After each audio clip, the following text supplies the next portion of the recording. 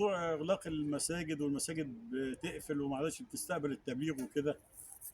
فكل واحد قال الفكرة اللي عنده.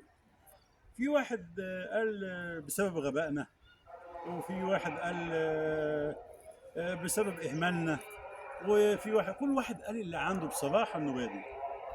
وفجأة كده هوت يعني لقينا واحد راجل زعلان جدا وبيقول أهم حاجة في الداعي قيام الليل.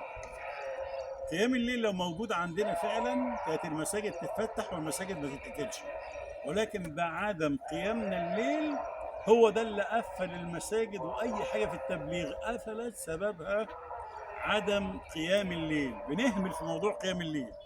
واحد قاعد يزعق يقول لا اهم حاجه الدعوه، اهم حاجه نكلم الناس ونطلع الناس، وكل واحد قاعد يقول رايه. ولكن بصراحه كده في واحد عجبنا قوي في الراي بتاعه، قال اهم حاجه قيام الليل. طب ليه يا عم قيام الليل؟ قال مرة كنت هو بقى بعد ما مشيهم فبيقول لي مرة كنت خارج معاك تقريبا كده من 5 سنين أول مرة أخرج. فطبعا ابني مراته ما بتخلفش وهو ما بيخلفش والاتنين عقيم، وعملوا التحليلات بتاعتهم وقالوا فعلا عقيم. وانا طبعا زهقت ومراته غضبت وسابت البيت ومشيت. فانا قلت اما اخرج في سبيل الله. فلما خرجت في سبيل الله قابلتك، فانت رديت قلت لي اهم حاجه حلول جميع مشاكل العالم في قيام الليل.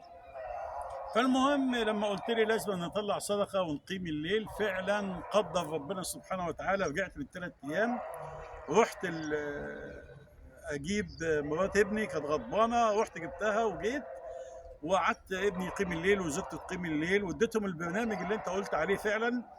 وبعد ما الطب في القاهره قال ان هي عقيم، رحنا مدينه الزقازيق وكشفوا تاني تقريبا بعد شويه كده بعد قيام الليل وما طلعنا يعني صدقه وكده.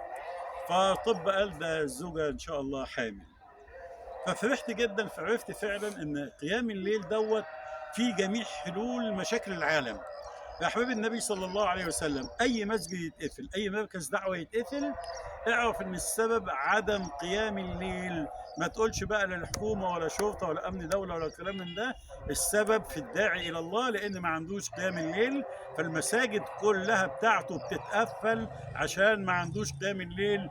فلازم نرجع لقيام الليل زي الاول. وصلى اللهم على سيد الخلق سيدنا محمد وعلى اله وصحبه وسلم تسليما كثيرا. والسلام عليكم ورحمه الله وبركاته.